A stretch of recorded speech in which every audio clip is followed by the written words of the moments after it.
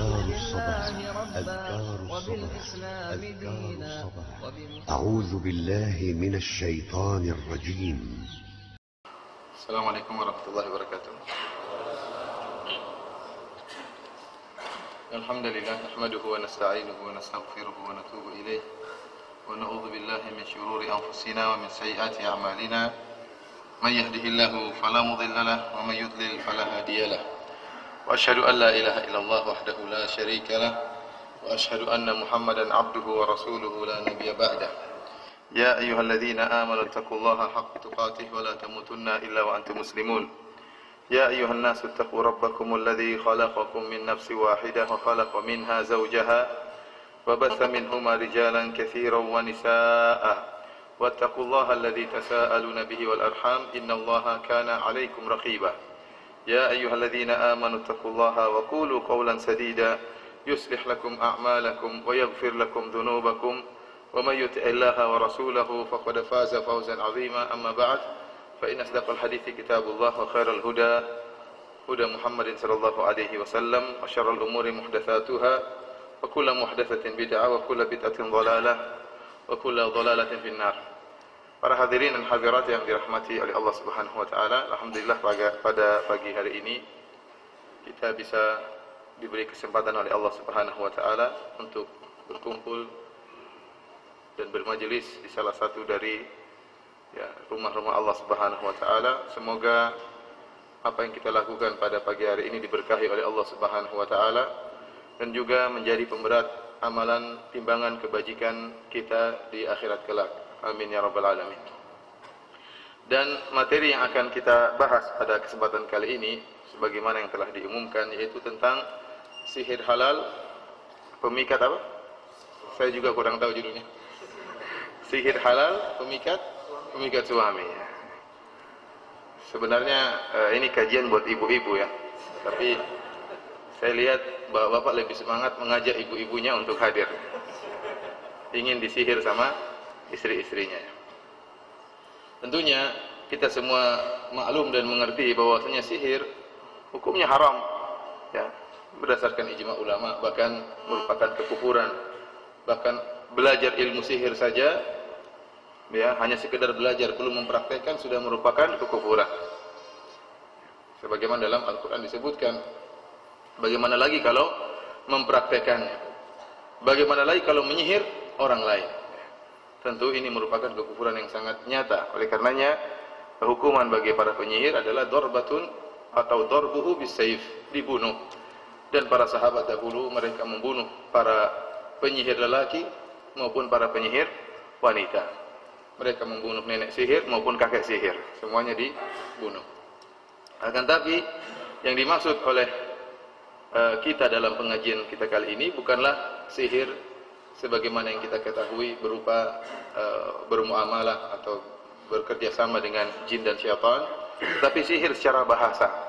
Sebagaimana yang datang dalam satu hadis yang sahih dari sahabat Ibnu Umar radhiyallahu taala anhuma, beliau berkata, qadima rajulani minal masyriq fa khataba fa ajaba an-nasu li bayanihima.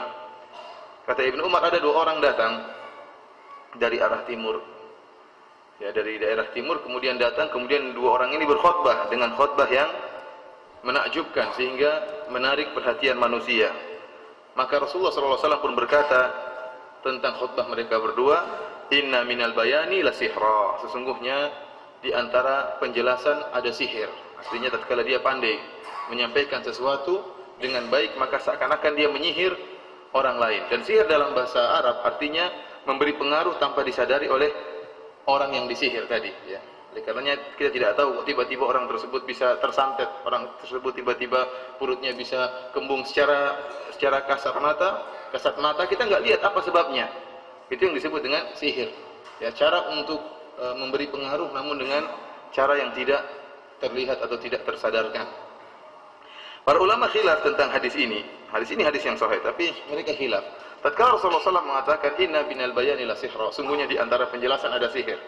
Ya, di antara penjelasan ada penjelasan yang seperti sihir, mudah memberi pengaruh kepada para pendengarnya. Apakah ini diucapkan oleh Nabi SAW dalam rangka untuk mencela atau dalam rangka untuk memuji? Jumhur ulama atau mayoritas ulama mengatakan maksud Nabi inna minal bayan la sihra adalah pujian. Artinya kedua orang ini hebat dalam apa? Dalam menerangkan, ya, dalam menjelaskan sehingga orang begitu mudah hati mereka terbawa, terhanyutkan dengan penjelasan kedua orang tersebut.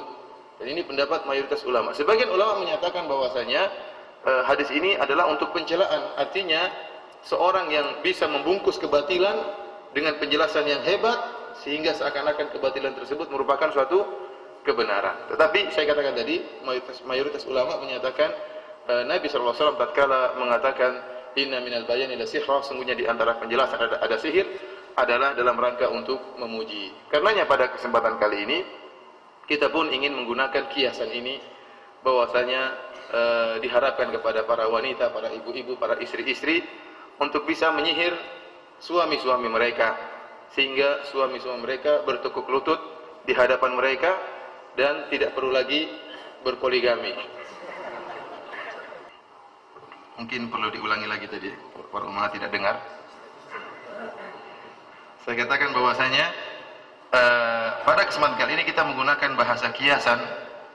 Bahasa kiasan yaitu bahwasanya sihir adalah digunakan untuk memuji sebagaimana pendapat mayoritas ulama secara bahasa. Artinya sihir adalah suatu cara yang dilakukan dengan cara-cara yang tidak nampak atau tidak disadari sehingga memberi pengaruh kepada orang lain. Oleh karena diharapkan para ibu-ibu dan para istri-istri untuk bisa melakukan sihir tersebut. Sihir ini akan kita jelaskan, ya.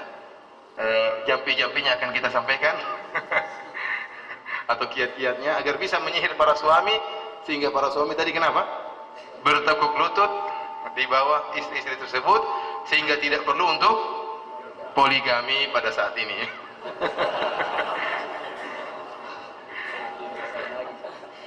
Para hadirin dan hadirat yang dirahmati oleh Allah Subhanahu wa taala, sesungguhnya para lelaki diciptakan, ya, secara fitrahnya cinta dengan para wanita, tertarik dengan para wanita.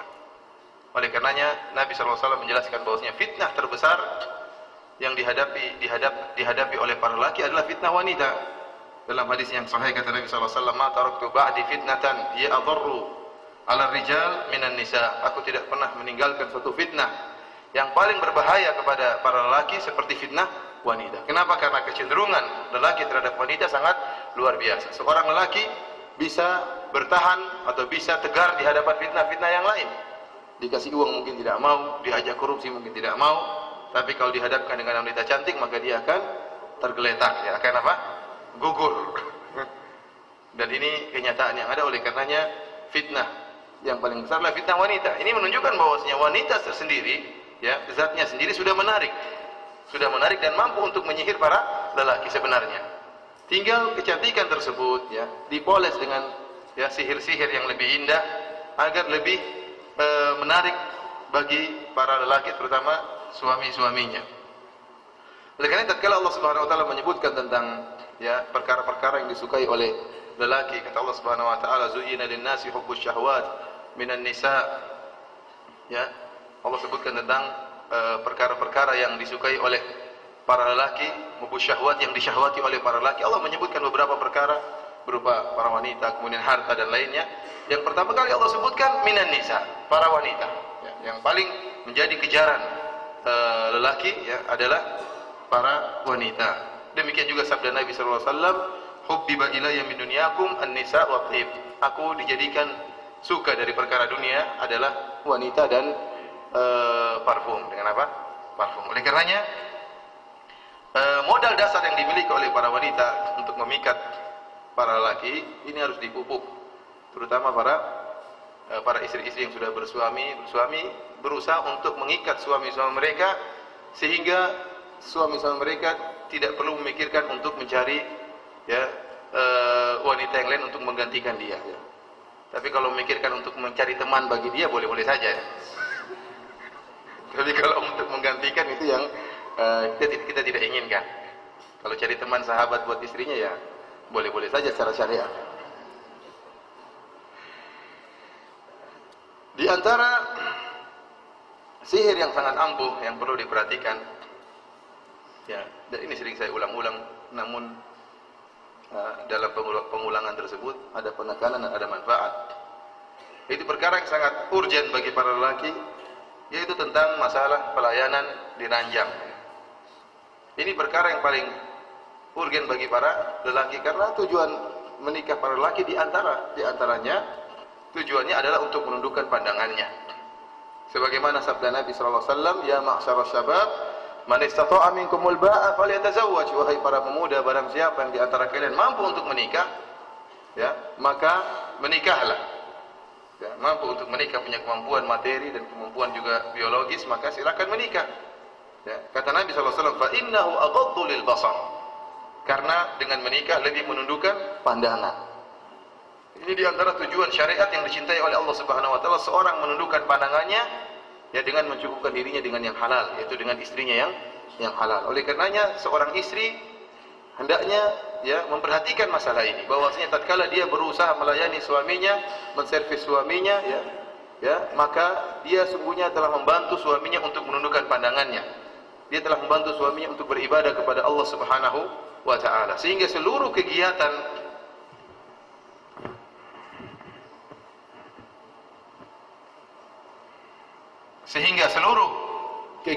yang dia lakukan dalam rangka untuk menservis suaminya, ya, maka ini semuanya berpahala di sisi Allah Subhanahu wa taala. Berpahala di sisi Allah Subhanahu wa taala.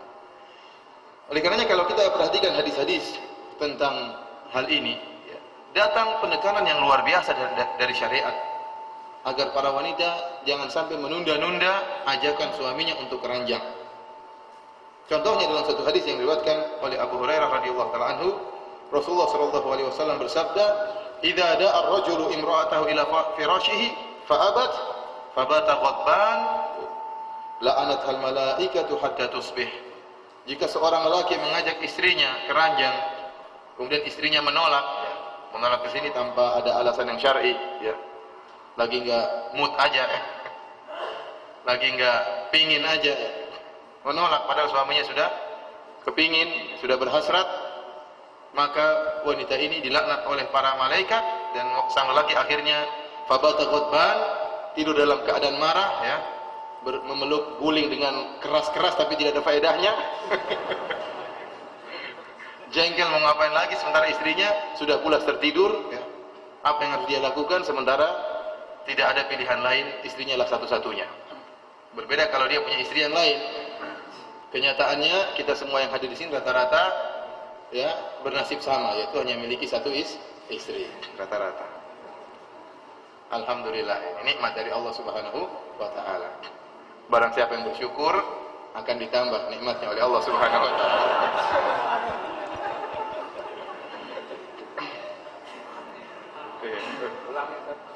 Diulang tadi. Ini banyak yang mengaminkan, ibu-ibu nggak ada yang mengaminkan. Para hadirin yang rahmati Allah Subhanahu wa taala, demikianlah ya kata Rasulullah SAW, fabata ghadban, sehingga sang suami pun akhirnya tidur dalam keadaan marah. Dan benar, dia marah. Bagaimana dia mau kemanakan? Di mana dia harus menyalurkan sementara dia berhasrat? Sementara sang istri tidak menanggapi hasratnya dan tidak memenuhi hasratnya tanpa alasan yang syar'i. Saya tidak berbicara tentang wanita yang punya alasan syar'i, contohnya seperti mungkin lagi sakit parah atau lagi lelah karena kerjanya begitu berat tadi pagi. Ini kondisi-kondisi tertentu kadang-kadang saja terjadi. Namun pada asalnya biasanya wanita tidak ada alasan untuk menolak ajakan suami. Maka apa balasannya? Apa hukumannya? Kata Nabi sallallahu alaihi wasallam, la'anathal malaikatu hatta tusbih. Maka wanita ini akan dilaknat oleh malaikat sampai pagi hari. Dalam riwayat yang lain kata Nabi sallallahu alaihi wasallam, Nabi bersumpah, "Walladzi nafsi biyadihi," demi zat yang jiwaku berada di tangannya, yaitu demi Allah. Ini menunjukkan penekanan serius dari Nabi sallallahu alaihi wasallam tatkala menyampaikan hadis ini dengan penuh penekanan. Tidak semua hadis Rasulullah SAW buka dengan sumpah, tetapi hadis ini Rasulullah SAW buka dengan sumpah, "Walladzi nafsi biyadihi," demi Allah, demi zat yang jiwaku berada di tangannya. "Ma min rajulin yad'u imra'atahu ila firashihi fata'ba 'alaihi illa kana alladhi fis sama'i sakhitan 'alaiha hatta yarda 'anha." Lebih parah lagi hadis yang ini. Kata Nabi SAW, demi Allah, tidaklah seorang lelaki mengajak istrinya untuk keranjang, kemudian sang wanita enggan untuk melayaninya, kecuali yang ada di langit akan murka kepadanya, yaitu Allah Subhanahu wa taala akan murka kepada wanita ini. Hatta yarda anha, sampai sang lelaki ridha dengan wanita tersebut, sampai dia maafkan, sampai dia memaafkan kesalahan wanita ini. Jadi yang murka bukan cuma malaikat, bahkan Allah juga ikut murka. Bahkan disebutkan dalam hadis-hadis yang sahih, bidadari pun ikut apa? Ikut murka. Qatalakillah, kata bidadari, semoga Allah memerangi engkau wahai istri yang kurang ajar. Bidadari juga marah. Bidadari yang tahu ini suami saleh kemudian dicuekin oleh istri di dunia, dia mengatakan, ya, celaka engkau wahai istri di dunia.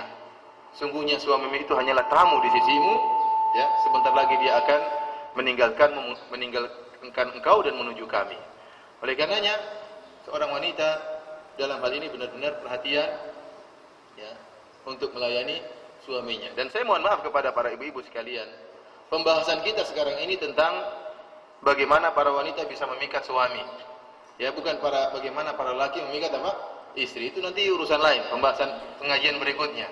Bagaimana dia lelaki menyihir wanita, ya. Kayaknya nggak perlu sihir, sudah tersihir.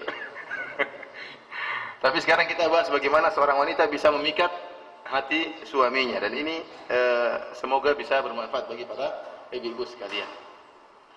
Dalam hadis-hadis yang lain contohnya yang menunjukkan penekanan akan hal ini, ya, Nabi SAW memerintahkan wanita untuk segera menyambut hasrat seorang suami. Bahkan kata Nabi SAW, wa in kanat alal qatab, meskipun sang wanita sudah berada di atas pelananya, artinya dia sudah siap bersafar, sudah siap keluar dari rumahnya. Dan wanita jarang keluar dari rumah kecuali dalam kondisi penting, ya. Apalagi para wanita zaman dahulu, para sahabiat, mereka tidak sering keluar rumah. Apalagi keluar rumah sampai harus naik di atas apa? Pelana, menunjukkan ini lagi serius mau keluar, ada keperluan yang serius. Saya ulangi, para wanita, para sahabiat di zaman Nabi SAW tidak sering keluar rumah. Kalaupun keluar rumah pun tidak menggunakan apa? Kendaraan. Tatkala dia keluar dengan kendaraan, menunjukkan dia keluar ada hal yang penting. Ada hal yang penting, sehingga perlu naik di atas apa? Onta, pelana onta. Ya. Ternyata kata Nabi SAW, kalau suaminya mengajak dia untuk berhubungan dan dia sudah berada naik di atas pelana onta, maka dia harus turun. Ontanya suruh tunggu sebentar. Dan dia harus apa? Memenuhi hasrat suaminya. Ini menunjukkan pentingnya hal ini.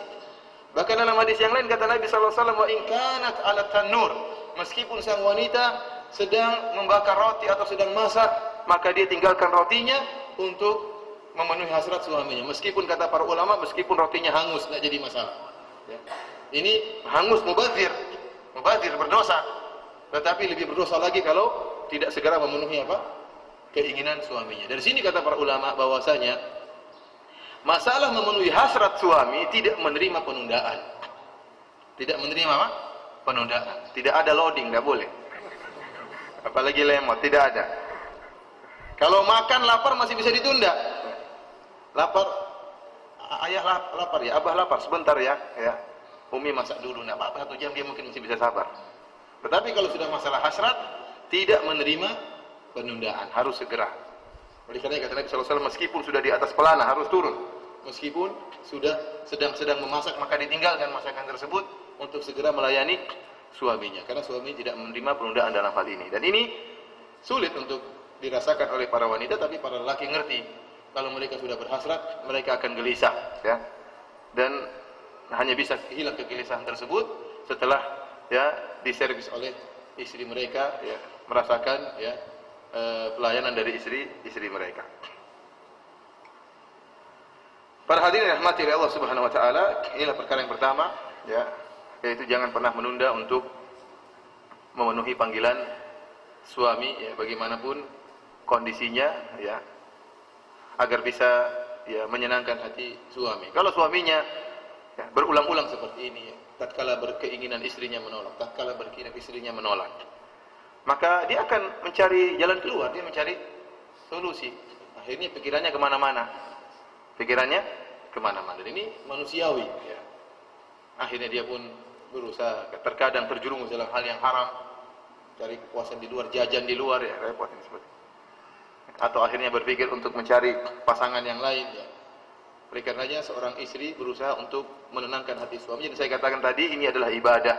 Karena di antara tujuan utama pernikahan adalah menundukkan pandangan suami. Oleh karenanya tatkala sang istri berusaha melayani suaminya, maka dia telah menjalankan perintah Allah Subhanahu wa taala untuk menundukkan pandangan suaminya, dan dia akan menerima pahala dari Allah Subhanahu wa taala. Dan saya ingatkan bahwasanya mendapat pahala dalam kehidupan ini bukan cuma bagi para wanita, bukan cuma salat, bukan cuma membayar zakat, bukan cuma puasa, tetapi melayani suami juga ibadah. Melayani suami juga ibadah. Oleh karenanya Nabi SAW mengatakan dalam hadisnya, ya, sebagaimana istri melayani suami mendapat pahala, suami juga melayani istri juga dapat pahala. Kata Nabi SAW, "Wa fi bud'i ahadikum shadaqah." Dan tatkala engkau berhubungan dengan istrimu itu ada sedekah. Itu ada sedekah, ya. Kalau pelit untuk sedekah di luar, sedekah sama istri, enggak apa-apa, ya. Para hadirin rahmati Allah Subhanahu wa taala, perkara yang kedua yang merupakan hal yang sangat memikat seorang suami, jika dia mendapati istrinya nurut, ya, dia mendapati istrinya patuh, tidak membangkang. Ini hal yang merupakan fitrah seorang lelaki. Seorang lelaki, dia tahu dia kepala rumah tangga, dan dia ingin dihargai oleh istrinya. Dia ingin dihargai, namanya manusia ingin dihargai oleh siapapun. Akan tapi terutama tatkala dia ingin dihargai di dalam rumah tangga, dia harus tahu bahwa posisi dia sebagai kepala rumah tangga, dan dia ingin istrinya tahu dia sebagai kepala rumah tangga. Sehingga apa yang disampaikan oleh sang suami ditaati oleh istrinya. Ya, ditaati oleh istrinya dan tidak membangkang, tidak protes dan tidak menunda-nunda perintah sang suami. Jadi ini sebagaimana Allah Subhanahu wa taala sebutkan dalam Al-Qur'an tentang wanita-wanita yang salehah, fas-salihatu qanitatun hafizatun lil ghaibi bima hafizallah. Dan para wanita yang salehah adalah wanita yang taat kepada Allah Subhanahu wa taala lagi memelihara diri. Qatadah rahimahullah mengatakan, fas-salihatu qanitat, para wanita-wanita yang taat, yaitu yang taat kepada Allah dan taat kepada suami-suami mereka. Taat kepada Allah dan taat kepada suami-suami mereka. Oleh karenanya, tanamkan dalam benak para istri, hendaknya para istri menanamkan dalam benak-benak mereka bahwasanya jika dia taat kepada suami, sungguhnya dia telah taat kepada perintah Allah Subhanahu wa taala. Tatkala suaminya memerintahkan, seakan-akan ini perintah Allah Subhanahu wa taala. Allah yang telah memerintahkan para wanita untuk taat kepada suami. Oleh karena jika para istri tunduk kepada suami-suami mereka, maka pada hakikatnya mereka telah tunduk kepada perintah Allah Subhanahu wa taala. Dalam satu hadis dari Abu Hurairah radhiyallahu taala anhu, qila li Rasulillah sallallahu alaihi wasallam ayyun nisa'i khair. Ditanyakan kepada Nabi sallallahu alaihi wasallam, wahai Rasulullah, ayyun nisa'i khair? Wanita mana yang terbaik? Qala, maka Nabi sallallahu alaihi wasallam mengatakan, allati tasurruhu idza nadhar, yaitu wanita yang jika dipandang oleh suaminya maka menyenangkan suaminya. Wa tuti'uhu idza amar, dan jika diperintahkan oleh suaminya maka istrinya nurut. Wala tukhalifuhu fi nafsiha wala maliha bima yakrah, dan dia tidak menyelisihi suaminya dalam urusan sang wanita dan juga dalam urusan harta, ya, harta yang membuat benci suaminya. Ini dalil bahwasanya ketaatan merupakan perkara yang penting. Dan saya katakan bahwasanya kepada para wanita, para lelaki senang dan mereka bahagia kalau istrinya taat. Bahkan hal ini merupakan perkara yang dibanggakan oleh para suami tatkala mereka berkumpul. Suami saya, istri saya alhamdulillah taat, nurut. Suami kamu bagaimana? Istri kamu bagaimana? Istri saya bandelnya luar biasa. Inilah ya perkara yang disenangi oleh suami jika istrinya nurut. Rasulullah SAW mengatakan, ya, allati tasurruhu idza nazar, yaitu seorang wanita yang menyenangkan suaminya jika dipandang oleh suaminya. Kalau istrinya enggak nurut, sang lelaki akan melihat dengan pandangan menjengkelkan. Kurang ajar istri saya ini, disuruh enggak nurut, apalagi bentak-bentak, apalagi marah-marah. Disuruh ke utara malah pergi ke mana? Ke selatan. Pergi ke timur, disuruh ke timur malah pergi ke barat, ya. Ini perkara yang sangat menjengkelkan suami, ya. Oleh karenanya, wahai para istri, ya, berusaha untuk nurut kepada suami. Kalau ada perintah-perintah suami yang tidak sesuai dengan keinginan kita, keinginan para istri, maka dilihat selama perintah tersebut bukan merupakan kemaksiatan, tapi hanya perkara-perkara yang ijtihadiyah, perkara-perkara yang tidak melanggar nas Al-Quran atau nas hadis, maka hendaknya dia turut kepada suaminya. Meskipun menurut sang istri ide dia lebih baik, tapi kalau dia ngalah kepada suaminya karena Allah Subhanahu wa taala, maka dia akan mendapatkan pahala dari Allah Subhanahu wa taala. Berbeda kalau suaminya memerintahkan perkara yang haram. Kalau suaminya memerintahkan perkara yang haram, maka harus dia tinggalkan bagaimanapun perintah tersebut. La ta'ata li makhluqin fi ma'siyatil khaliq. Kata Nabi SAW, tidak ada ketaatan pada makhluk dalam rangka bermaksiat kepada Allah Subhanahu wa taala. Akan tapi jika selama perintahnya tersebut tidak merupakan kemaksiatan, maka hendaknya dia taat dan tunduk kepada perintah suaminya. Dan ini sering terjadi cekcok gara-gara seperti ini. Misalnya mau kemana, mau liburan, suaminya pingin ke suatu tempat, istrinya pingin ke tempat yang lain. Akhirnya dialog, dari dialog bertengkar. Coba dia nurut, sudah selesai perkara. Nurut dari awal, kasih ide dan masukan itu boleh, itu hak istri. Hak istri untuk memberi masukan dan ide dalam segala urusan, silakan. Silakan, masalah mau beli rumah di mana, bagaimana ukuran rumah, terus misalnya masalah sekolah anak-anak di mana, ya. Terus masalah-masalah yang berkaitan dengan kehidupan rumah tangga, silakan istri memberi masukan. Tetapi bagaimanapun keputusan di tangan suami. Dan ini merupakan bentuk ketundukan kepada Allah Subhanahu wa taala.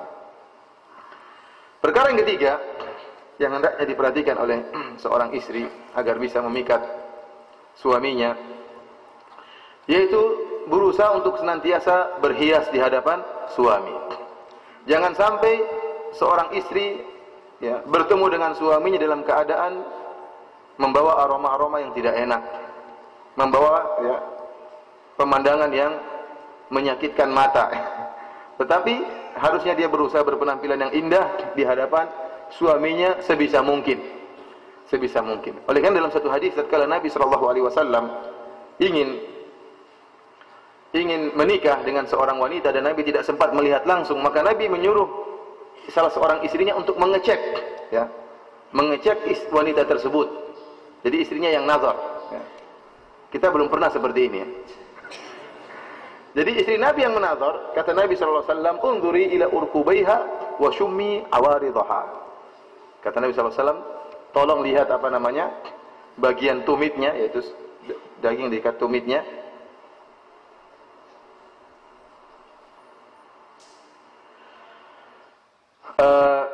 Untuk melihat tumitnya, dan juga untuk mencium bau mulutnya. Ibu-ibu perhatikan ibu perhatikan, ada laporan sebagian ibu-ibu ngobrol sendiri diharapkan untuk mendengarkan pengajian agar tidak mengganggu yang lainnya. Yang ngobrol kalau memang sangat perkara urgen bisa di luar agar tidak mengganggu ibu-ibu yang lainnya yang lagi serius untuk menyihir suaminya. Kata Nabi SAW, "Unzuri ila urqubaiha wa shummi awaridha." Kata Nabi SAW, perhatikan tumitnya. Ini calon yang ingin dinikah oleh Nabi, dan juga cium bau mulutnya. Kenapa Nabi SAW menyuruh hal tersebut? Menunjukkan kebersihan itu sangat penting. Bersih itu sangat penting. Seorang kalau mulutnya bau, ini mengganggu, mengganggu kelanggengan kehidupan rumah tangga. Sampai ada wanita yang minta cerai, dan ini kejadian nyata, pernah ingin minta cerai. Kenapa? Tidak kuat dengan bau mulut suaminya. Suaminya mungkin jarang sikat gigi atau mengeluarkan bau yang tidak enak, dan ini perkara yang sangat mengganggu, baik bau tubuh maupun bau mulut. Sampai-sampai Nabi SAW menyuruh untuk perhatikan bau mulutnya. Bisa jadi wanita tersebut cantik, kelihatannya dari jauh cantik, mempesona, tapi begitu didekat dibuka, mulutnya bau sekali, nggak jadi, mundur akhirnya, sayang lagi. Ini perkara yang mengganggu Oleh karenanya para ibu-ibu hendaknya memperhatikan penampilan, dan pada dasarnya keindahan itu indah. Dalam hadis kata Nabi SAW, "Innallaha jamil yuhibbul jamal." Sungguhnya Allah Subhanahu wa taala Maha indah dan menyenangi keindahan. Bukankah Rasulullah SAW mengatakan, "Tunkahul mar'atu li arba'." Sungguhnya wanita itu dinikahi karena 4 perkara. Di antaranya kata Nabi SAW, "Wali jamaliha." Karena kecantikannya, karena keindahannya. Oleh karenanya wanita berusaha untuk untuk menghias diri mereka, ya, memakai perkara-perkara yang dibolehkan dalam syariat, ya, memakai hal-hal yang bisa menambah kecantikan wanita tersebut. Perkara yang sangat menyedihkan, yang sebagaimana kita ketahui bersama, banyak para wanita yang hanya berhias tatkala keluar dari rumah mereka, bertabarruj, ya, berhias untuk para lelaki yang bukan mahramnya. Ini disebut dengan tabarruj. Apa itu tabarruj?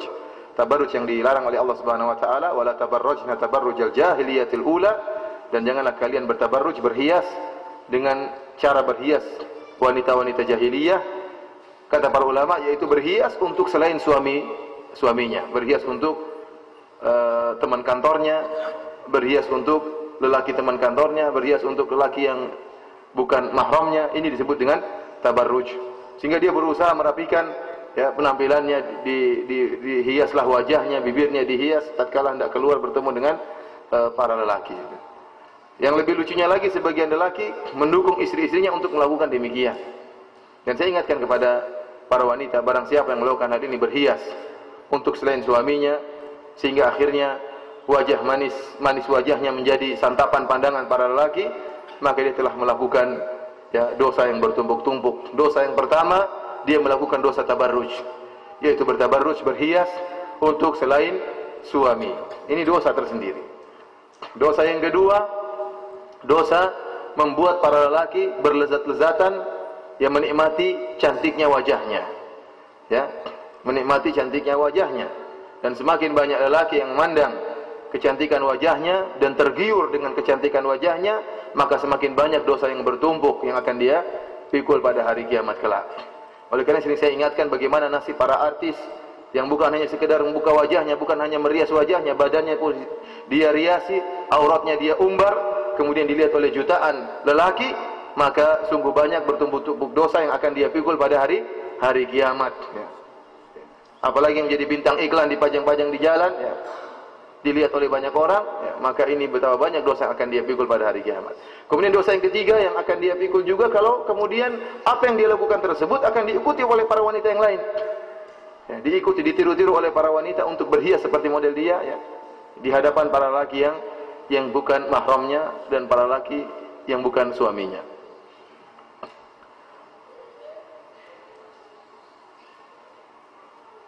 Dalam satu hadis, Rasulullah sallallahu alaihi wasallam bersabda, "Khairu nisaikum al-wadudul walud al-muwatiyah al-muwasiyah idza taqaina Allah." Sungguhnya sebaik-baik wanita kalian adalah wanita yang penyayang, wanita yang subur, yang senantiasa sepakat dengan suaminya, taat kepada suaminya jika mereka bertakwa kepada Allah Subhanahu wa taala. Ini ingat syarat dari Nabi SAW. Sebaik-baik wanita, wanita yang penyayang, wanita yang subur, wanita yang nurut kepada suaminya, sepakat kepada suaminya, bukan menyelisih terus, ya, tetapi berusaha menyepakati apa yang diinginkan oleh suaminya. Idza taqaina Allah, jika mereka bertakwa kepada Allah. Menunjukkan para wanita tatkala melaksanakan amalan-amalan ini berusaha menghadirkan dalam hati mereka bahwasanya ini merupakan ketaatan kepada Allah. Ketaatan kepada Allah, ya. Tidak menyelisih suami karena Allah Subhanahu wa taala. Sayang kepada suami karena Allah Subhanahu wa taala. Kemudian kata Nabi sallallahu alaihi wasallam, "Wa syarrun nisaikum al-mutabarrijatul mutakhayyilatun." Yaitu seburuk-buruk wanita kalian adalah wanita-wanita yang bertabarruj. Tadi berhias bukan untuk suami. Yang sombong dan angkuh. Wa hunnal munafiqat, dan mereka adalah wanita-wanita munafik. La yadkhulul jannata minhunna illa mithlu ghurabil a'sam. Kata Nabi SAW, tidak akan ada yang masuk dari mereka, para wanita tersebut, ke surga, kecuali seperti ghurab al-a'sam. Ghurab al-a'sam itu seperti gagak yang lain sendiri. Jadi kalau gagak itu banyak, kebanyakan gagak warna apa? Warna hitam. Namun terkadang ada gagak yang aneh, yang sayapnya ada warna putih sedikit dan kakinya ada warna putihnya. Ya, dari sekumpulan mungkin ratusan gagak cuma satu ekor saja. Kata Nabi, demikianlah para wanita. Jarang di antara mereka yang masuk apa? Masuk surga. Karena kebanyakan wanita demikian, membangkang suaminya, kemudian suka berhias bukan untuk suaminya, ya. Kemudian suka menyelisihi suaminya, ya.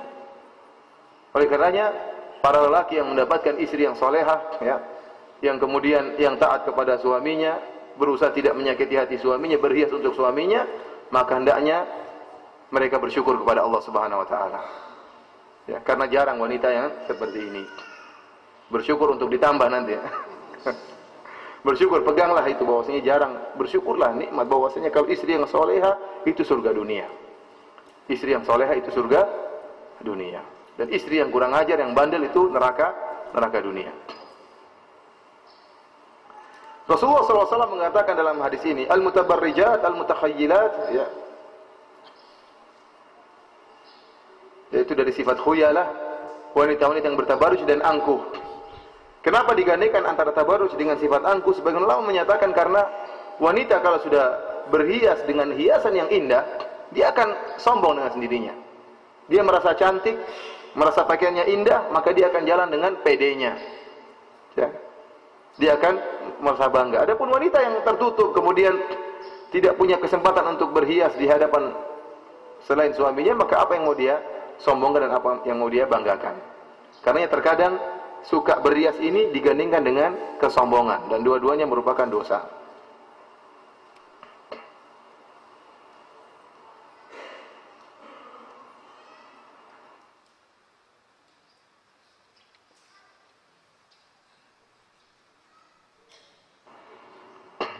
Dalam hadis yang lain dari Amr bin Al-As radhiyallahu taala anhu, tatkala Amr bin Al-As bersama para sahabatnya di musim haji atau musim umrah, tatkala sedang berhaji atau umrah, maka Amr bin Al-As radhiyallahu taala mengatakan, "Bainama nahnu ma'a Rasulillah sallallahu alaihi wasallam fi hadha asy-syi'ab idz qala." Suatu saat kami bersama Nabi sallallahu alaihi wasallam di salah satu jalan di pegunungan. Tiba-tiba Nabi SAW berkata kepada kami, "Unzuru hal tarawna syai'an." Lihatlah apakah kalian melihat sesuatu? Faqulna nara ghirbanan fiha ghurabun a'sam ahmarul minqar war rijlain. Maka kami berkata, "Ya Rasulullah, kami melihat kumpulan gagak, betapa banyak burung-burung gagak. Dan di antara kumpulan burung gagak tersebut yang banyak, ada seekor burung gagak yang paruhnya merah dan kakinya juga berwarna merah." Maka Rasulullah SAW mengatakan, "La yadkhulul jannata minan nisa'i illa man kana minhunna mithlu hadzal ghurabi fil ghirban." Kata Nabi SAW, sungguhnya ya, tidak akan masuk surga dari kalangan para wanita sebagaimana seperti burung gagak yang paruhnya merah tadi. Artinya sedikit di antara kumpulan burung gagak.